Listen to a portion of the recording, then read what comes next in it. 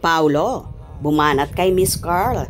Si Kim lang daw ang namimiss. Mga kasamahan sa set, nagsigawan.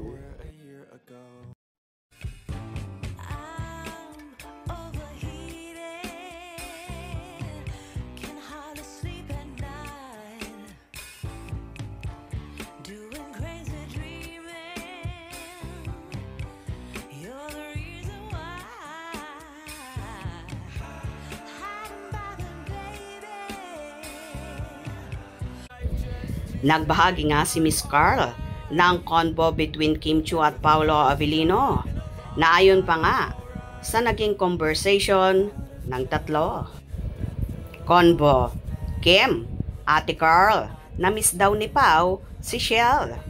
Me, sa Saturday na ang dating. Pao: ha? Hindi naman ako nakakamiss ng tao. Tumingin kay Kim, ikaw lang ang namimiss ko. Sigawan ang mga tao sa set. Grabe, ang kilig ko. Hashtag Kim Pao. Hashtag The Alibay. At dahil nga sa naging post na yon ni Miss Carl, kaya naman pinagkaguluhan ng Kim Pao fans ang naturang convo na yon. Talaga ba, Paulo, si Kim lang ang namimiss mo? Namimiss ka rin namin. Kaya salamat sa mga simpleng ayuda. Super kilig at super excited. Bilisan nyo, nababaliw na ako sa paulit-ulit kong pinapanood. What's wrong with Secretary Kim? Tandang-tanda ko bawat eksena. My love will make you disappear. Nasa panaginip ko na. Ilabas nyo na. Ipalabas na ang hashtag The Alibay. Hashtag Kim Pao Forever. Hashtag Paolo Avellino. Hashtag Kim Chiu. Akala ko, ako lang ganyan. Yes, na very hood. Paolo Avellino, hashtag Kim Pao, only perfect couple. Paano yan?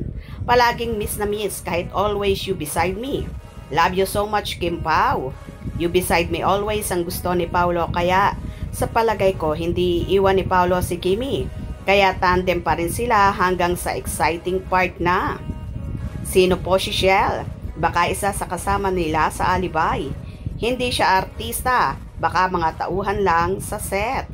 Sa Dreamscape siya, lalaki po yan. I think, gay. Taga Dreamscape po siya, Mi, at lalaki siya. Inaasar lang ni Kimi si Paulo. Kagad namang kinilig ang puso ng lola nyo. Miss ko na ang Kim Pao, forever in love, lovely, loving couple, Kim Pao. Ay, super sa kilig ni Mens. Ayan ha, yung mga asyumera para lang siya kay Kimberly Sue. Ha ha ha ha, parang di lagi magkasama eh. Pag itong Paulo bumanat, durog-durog Kim Pao sa kilig. Sige Pao, pakiligin mo pa talaga yan. Kami nang bahala sa mga bashers. Ha ha ha ha, ni Mel, kiligin man. Mga ayuda talaga, hating gabi lumalabas eh. Ha ha ha ha, puyat na naman ang Kim Pao Ladja. Kilig match, yung mga bashers dyan, i-flood control namin kayo. Araw-araw magkasama yan ha, pero namimiss. Pang ibang location sa taping. Baka si Stella Marian, ha ha ha ha. Yung Shell Free kasama nila na lalaki. Namatayan kasi post sa isang page. Dreamscape stop, more power Kim Pao. Ang sweet naman ni Pao. Oh my God, hindi naman ako makatulog nito sa kaiisip sa kanila.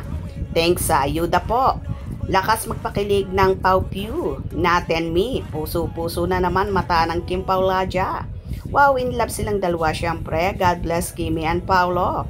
In love yarns and it feels like they're tangled up. In love forever. Yan pala si Shell. Sino ba si Shell? Baka one of the directors ng Alibay.